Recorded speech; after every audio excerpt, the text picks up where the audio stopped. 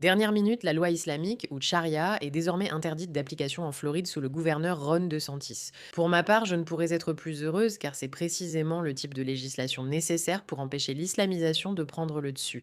Et prendre le dessus, c'est exactement ce qu'ils veulent. Je vais vous rappeler cette déclaration ici prononcée par quelqu'un en Floride. Près de 7 millions de musulmans américains en ce moment. Alhamdulillah. Soyons reconnaissants du fait que nous sommes ici dans le grand État de Floride. Renforcer notre pouvoir, c'est aussi créer un vivier de leaders. Je veux voir, Inch'Allah, qu'un jour le gouverneur de l'État de Floride soit un musulman. Tout le monde dit Inch'Allah. La Chambre compte des musulmans qui disent Inch'Allah. Des sénateurs musulmans disent Inch'Allah. D'accord, donc c'était leurs intentions très claires concernant leur projet pour la Floride, ce que nous savions déjà et que nous aurions pu deviner, même si nous n'avions pas vu ce contenu exact. Mais voici ce que Ron DeSantis a répondu à cela. Il n'a pas simplement dit non, vous savez quoi, vous ne prendrez pas ma place. Il a dit il faut interdire ça. Et ils l'ont interdit. Regardez ça. Les voici en train de signer la loi. Comme Nick Sorta le dit, et je suis d'accord, cela devrait être une loi fédérale. Regardez-les sourire, ils sont heureux. Je soutiens totalement. Écoutons ce que DeSantis a dit sur cette loi. Réfléchissez à ce que nous faisons ici. Nous allons investir des millions pour la sécurité publique, des millions pour l'éducation, mais jamais un seul centime pour le djihad.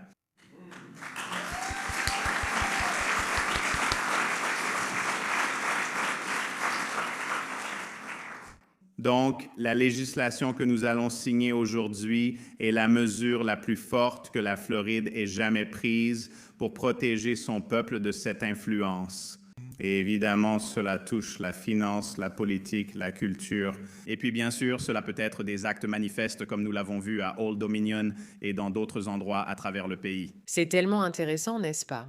Il est ici en train de dire quelque chose de supposément controversé. Il dit nous pensons qu'aucun argent ne devrait être donné au djihad. Et vous écouteriez cela et diriez oui, je suppose que ça a du sens.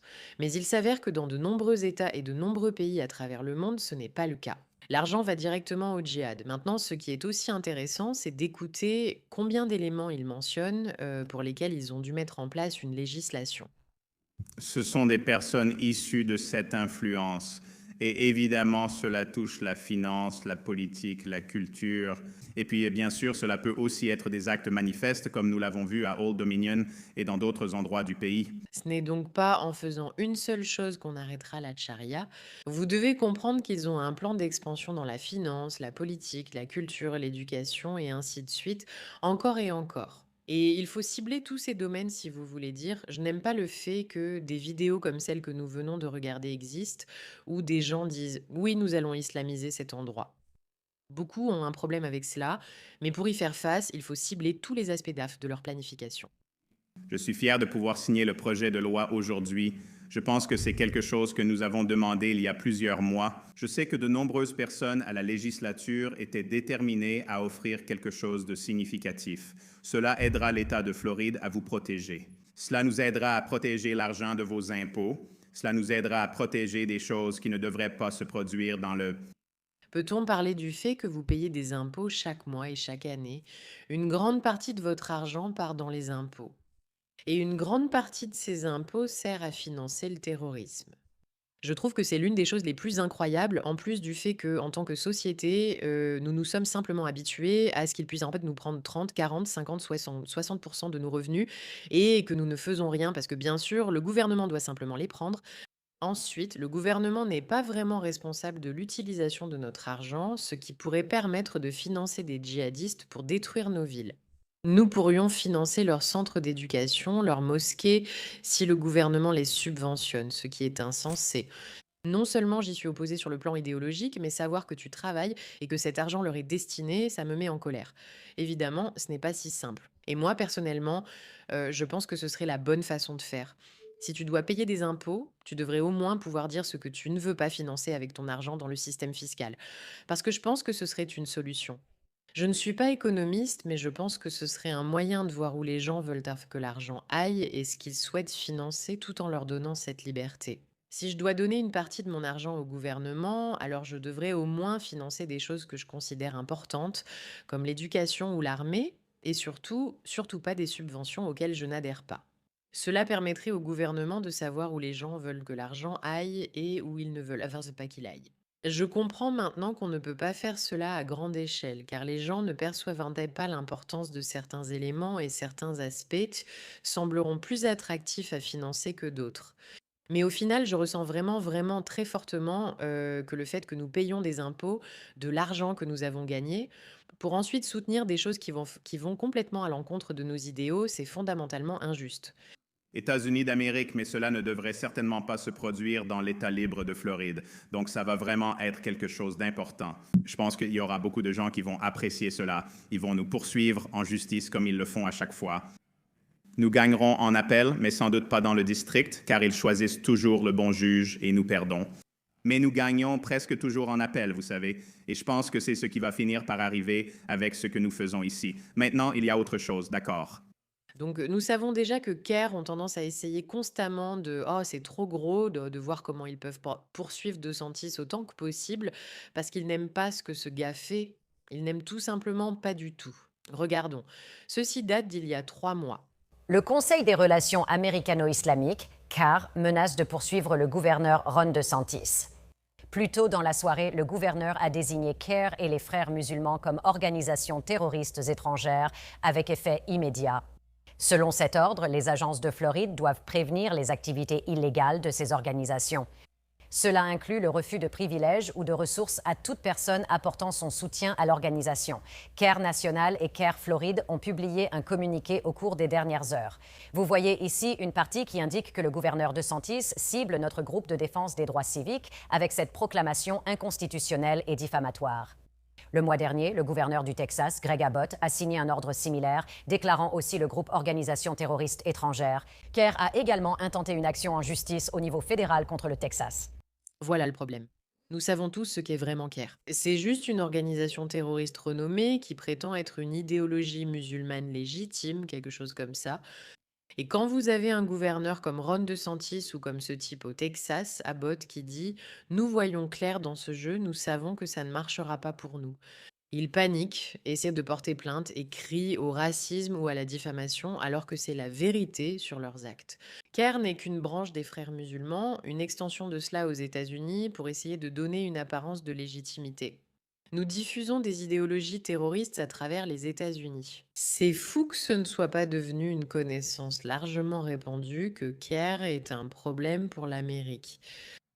Heureusement, il y a des personnes comme DeSantis qui comprennent la situation. Parlons maintenant de la loi. D'accord, interdire la charia. Ron DeSantis a signé le projet de loi HB 1471 renforçant les protections constitutionnelles et de nouvelles garanties contre les organisations terroristes en Floride. La Floride a adopté une approche cohérente pour protéger ses institutions et résidents.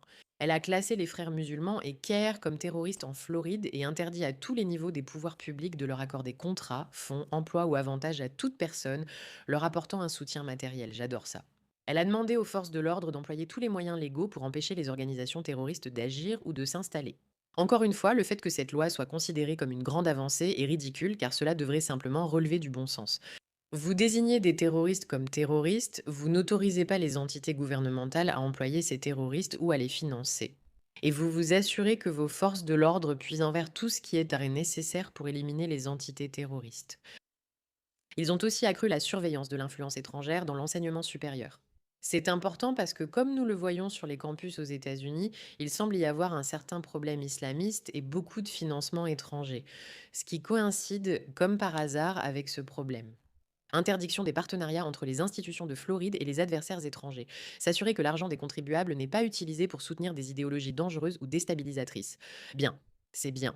C'est rassurant de savoir que vous payez réellement des impôts pour des choses qui vous tiennent à cœur et non pour des choses qui sont dangereuses pour vous, des moyens supplémentaires pour les forces de l'ordre pour identifier et répondre aux menaces émergentes. Super. Renforcement des protections constitutionnelles et de la sécurité publique. Voici ce qu'apporte cette loi. Protège les droits constitutionnels et interdit aux tribunaux d'appliquer une loi étrangère ou religieuse contraire à ces droits. Pourquoi est-ce important? La charia autorise le mariage d'une fille de 9 ans. Non, vous ne pouvez pas car la loi constitutionnelle, votre droit constitutionnel, ne le permet pas. Vous devez avoir l'âge légal. Donc un tribunal ne peut pas faire appliquer ce type de loi religieuse. Elle bloque les jugements, contrats ou dispositions juridiques étrangers visant à contourner ces protections, réaffirme dans tous les cas les constitutions des États-Unis et de la Floride ainsi que la loi suprême et garantit l'absence de failles juridiques. Cela s'appelle les protections constitutionnelles. Quel est l'intérêt de cette loi? Beaucoup pensent que la loi de la charia est interdite, mais non. La loi de la charia n'est pas interdite parce que cela retirerait la liberté de religion. Et si vous voulez croire en la charia, vous en avez le droit. Cela empêche l'application de la loi de la charia, ce qui signifie qu'une école ne peut plus dire d'accord, nous n'aimons pas, nous pensons que selon la charia, la musique doit être interdite. La musique devrait maintenant être interdite dans toutes les institutions. C'est quelque chose qu'ils ne peuvent pas faire. Ils ne peuvent pas imposer cette loi. Si vous voulez la suivre en tant qu'individu, allez-y. Mais le système juridique ne sera pas autorisé à transformer cela en règles concrètes au sein de l'État. D'accord, cela augmente la responsabilité dans l'éducation parce que, comme nous le savons, l'éducation est ça y est la base de tout ce qui se passe. Cela interdit l'utilisation des fonds des contribuables pour soutenir ou promouvoir des organisations terroristes. Autorise la suppression du financement d'État pour les institutions qui enfreignent ces règles. Si vous les violez, vous perdrez ce financement. Exige des mesures disciplinaires, y compris l'expulsion pour les étudiants qui font la promotion de la violence terroriste. Donc si vous êtes quelqu'un qui tweet quelque chose comme «Oh, le 11 septembre était un grand jour», c'est fini, vous êtes dehors, vous êtes renvoyé. Assure que les fonds publics ne servent pas à soutenir des activités extrémistes. Donc s'il y a des fonds publics destinés aux activités organisationnelles sur le campus et qu'il y a un groupe qui sert de machine de propagande islamiste, il ne recevra pas ce type de financement. Cela permet au campus de rester concentré sur l'éducation et non sur l'influence étrangère, la propagande ou l'endoctrinement idéologique. Je suis curieuse de savoir comment ils comptent exactement s'y prendre pour y parvenir. La troisième chose que cette loi propose, c'est de renforcer l'autorité en matière de lutte contre le terrorisme. Et c'est un problème que nous avons constaté partout. Souvent, les gens disent qu'il y a un problème avec des entités terroristes, avec des entités islamistes, mais les personnes censées intervenir, comme les forces de l'ordre, n'ont pas le soutien nécessaire pour vraiment intervenir et faire face à ces personnes.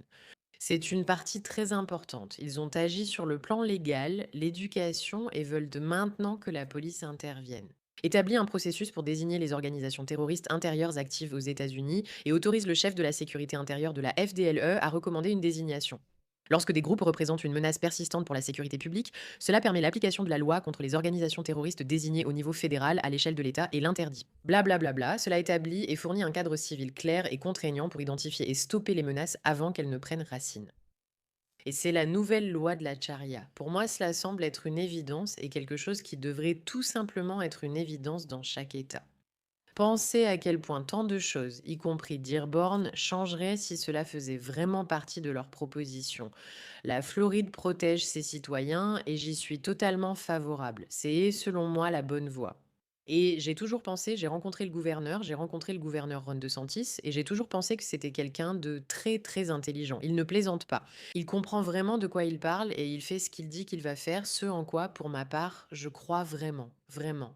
Bref, Dieu merci pour quelqu'un comme lui qui propose réellement un modèle que d'autres États peuvent maintenant imiter et se dire «Oh, c'est vraiment intelligent». Nous ne voulons pas que le terrorisme soit enseigné dans nos systèmes éducatifs, parlons simplement de ce qu'il fait. Parce qu'on sait toujours que la première personne à faire quelque chose est celle qui facilite la tâche à tous les autres. Et donc, lorsqu'un État dit «Voici ce que nous faisons pour protéger nos citoyens», cela devient très vite la norme et ce qu'on attend de tous les autres États. Espérons que cela arrive très très bientôt pour l'Amérique. Merci de votre attention à ce sujet.